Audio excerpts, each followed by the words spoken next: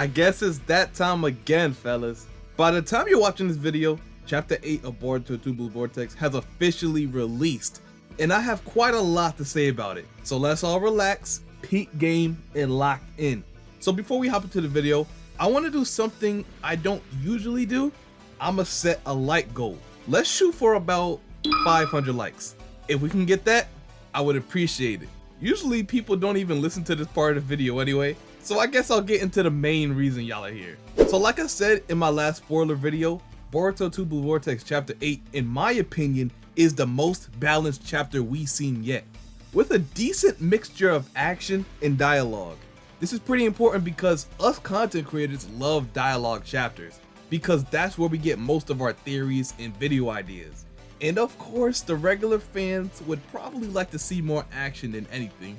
But Chapter 8 started off exactly where it left off, with Ada eavesdropping on Boruto and Mitsuki's conversation. It looks like Ada is a little moved on his new Boruto. Not only is he just casually temporarily weakening Ada's omnipotence power, but she's just so shocked on how smooth he is. She seemed to be interested in Boruto more than she ever was in part 1. And for the people who's ready to comment some shipping propaganda in my comment section, I don't mean interested in a romantical way, but more in a way where she probably will keep a closer eye on him because obviously he is the biggest threat to her and Kawaki's lie being exposed and his desire being fully manifested. Kawaki is anxious to follow Boruto and Mitsuki's trail because at this point, Boruto is way too far away from the village for Kawaki to sense Boruto, and vice versa. So Ada tells him their exact location so Kawaki and Delta can follow him. One thing that's never going to change is Ada blindly simping over Kawaki no matter how much he badmouths her and shows her that he doesn't care about her well-being at all. It kind of reminds me of what Sakura and Satsuki had going on throughout like 98% of Naruto, but like to a whole nother level. So while Kawaki and Delta fly to Boruto's location, we see a stray claw grind running towards Konoha. And at the same time, we see Boruto and Shikamaru continuing their conversation, and it seems like they're talking about the Ten Tails. He's explaining to Shikamaru that if him or Kawaki were to get completely eaten by these Shinju, they would instantly transform into a complete divine tree, and thus the chakra fruit will be produced, which means the end of the planet, obviously. But of course, this isn't even the worst part. The fact that they've been awakened, thanks to Code, by the way, thank you Code. The transformation process of them turning into a divine tree has already begun. So even if Boruto or Kawaki don't get devoured, everyone is still on the clock for their own demise. It'll just be a longer process.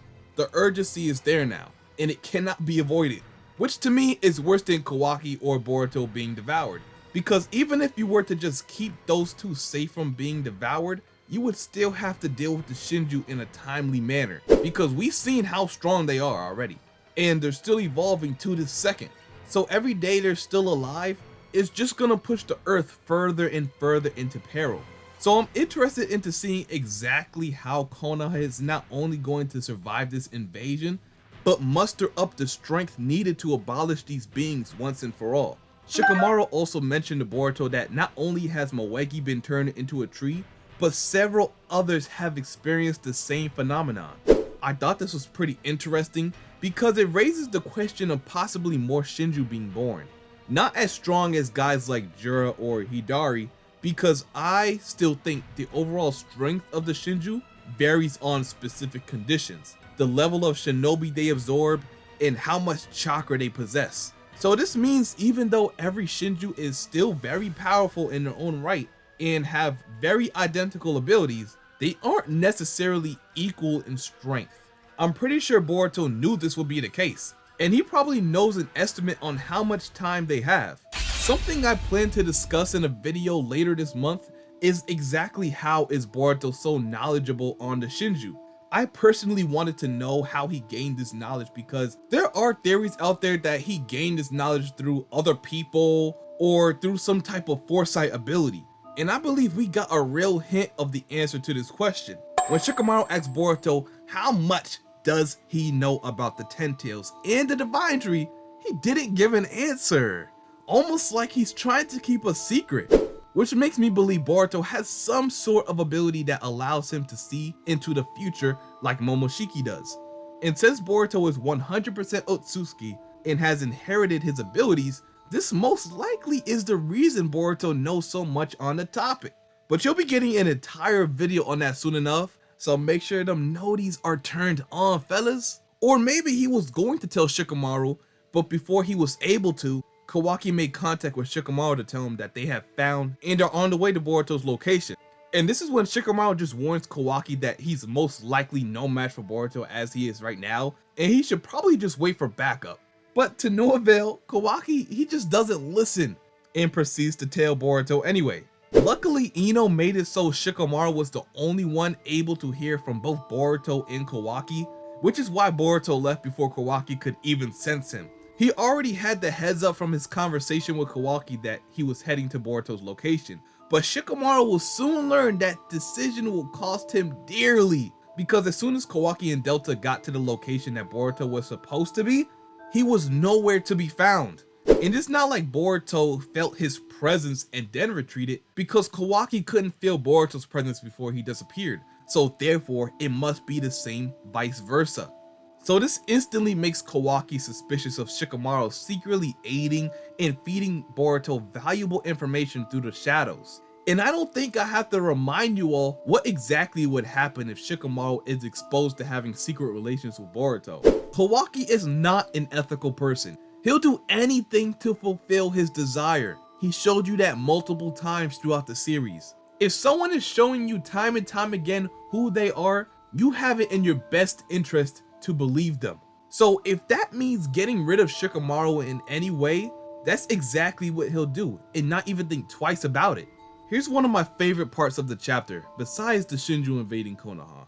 We see EIDA and Mitsuki kinda having a deep conversation and connection about the whole situation, with him knocking Kawaki out and everything. It's then Mitsuki admits that prior to her omnipotence ability, he never knew what love felt like, even if it is a false emotion. If it wasn't for her ability, he would never have felt this wonderful emotion. As long as the sun that shines on me is still here, that's all he cared about. But he learned he can't affirm himself. Mitsuki is someone that constantly needs self-affirmation to make sure he doesn't lose sight of what the sun meant to him. He was afraid that who he thought was his son might not be real. He was afraid of losing it. He lost that feeling he used to have when Boruto was by his side.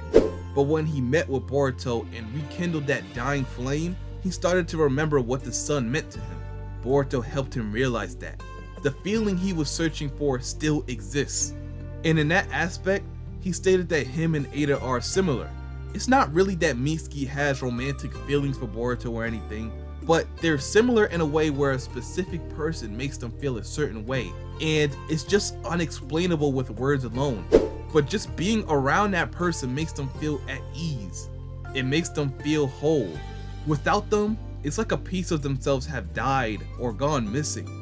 This is what Mitsuki was afraid of losing, and if you ever felt this way about someone, you should 100% understand what I'm talking about. We've seen it ever since chapter 1. This was not the same Mitsuki. He was full of anger and bloodlust. It's because Kawaki, who he thought was his son, was actually filling him with darkness, in comparison to when he was always with Boruto, who filled his heart with kindness and love. He's an artificial being, so this shouldn't be a surprise to any of you at all. Mitsuki needs someone to be his son to guide him on the right path.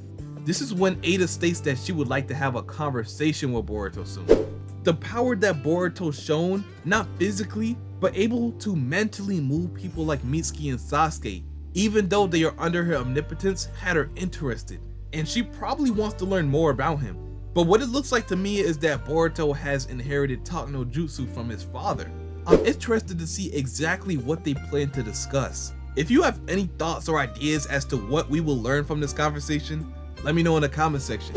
But moving on, the Shinju are finally making their move into Konoha, and just their way of getting there is crazy. They hop out of a running clog rhyme and pull up to the front gate of Konoha. What's so crazy about this is the fact that we've seen villains infiltrate Konoha before, and the unique ways they sneaked into Konoha, but JURA and HIDARI just pulled up to the front door and wanted to smoke off rip.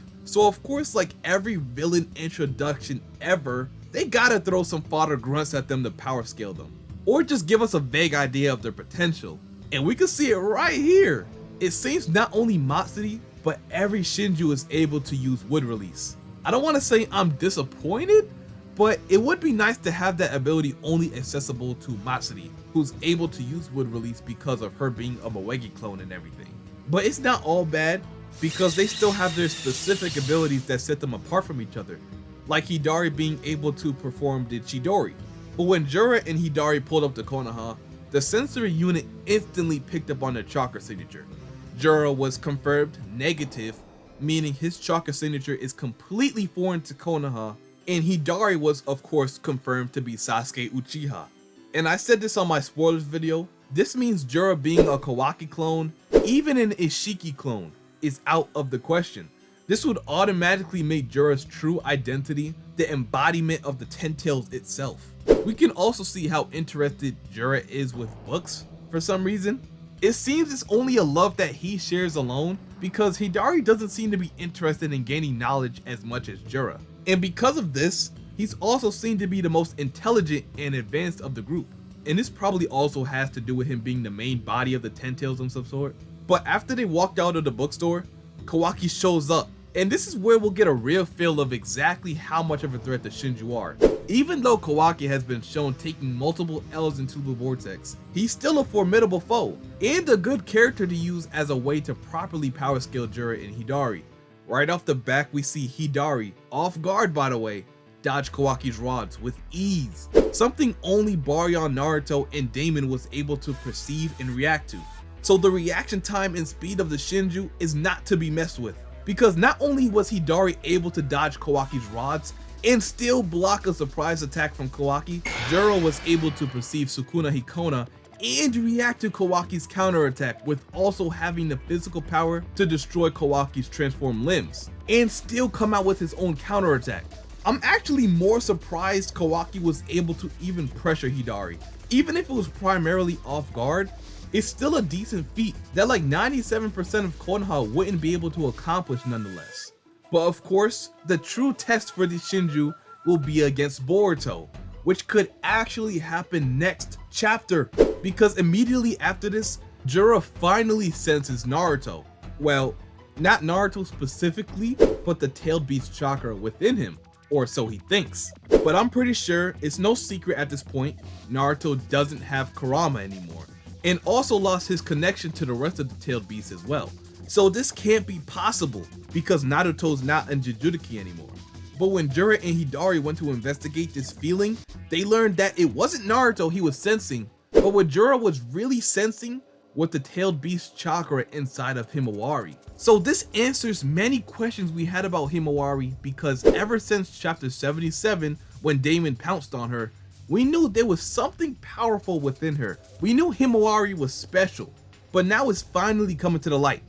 I also find it really surprising that she has BIJUU chakra. I still haven't completely wrapped my head around the whole situation, but I do plan to finally give HIMAWARI her own solo video talking on the matter. So if you have any idea of how this is possible and want to share your insights, then I'll be more than happy to read and respond to all of your comments. But as of now, the Shinju are now interested in HIMAWARI, and Sarada is on her way to confirm her suspicions of the Shinju and Hidari, so we can expect Sarada to have a confrontation with the Shinju in chapter 9, because as of right now, nobody in Team 10 would be able to even have a shred of a chance against the Shinju. It's just not possible. And this most likely means Boruto will use Flying Raijin to instantly pull up and protect not only Sarada, who he promised Sasuke he would look over, but his baby sister as well. I'm confident nobody is going to be laying a finger on HIMAWARI while Boruto is there. But does he have the necessary power to drive them away is the big question mark here. I really think we see a Boruto and Sarada tag team in this fight. Maybe Sarada fights Hidari while Boruto takes on JURA. And of course, if Sarada wishes to take on Hidari, she might need to activate a very special power for that to happen. All I know is chapter 9 will be the start of something amazing. Finally seeing Sarada and Boruto go all out to show what they can really do after the time skip. It's a perfect opportunity for Boruto to show up and handle the situation without anyone like KAWAKI butting in. So I fully expect Boruto and Sarada, and maybe Team 10 playing a support role to fight off the Shinju. But anyway, let me know how you enjoyed Chapter 8. Was it a W or an L? Me personally, it was probably one of the best chapters. But yet again, Boruto TBV VORTEX just keeps getting better and better, with Chapter 9 having the potential to even surpass Chapter 3 when it comes to how hyped up it was. So let me know what you think happens in Chapter 9. Anything unexpected you think will happen? Let me know all that in the comment section, and make sure you leave a like and subscribe if you enjoyed and want to see more chapter reviews in the future like this. And without further ado, I'm out. Peace.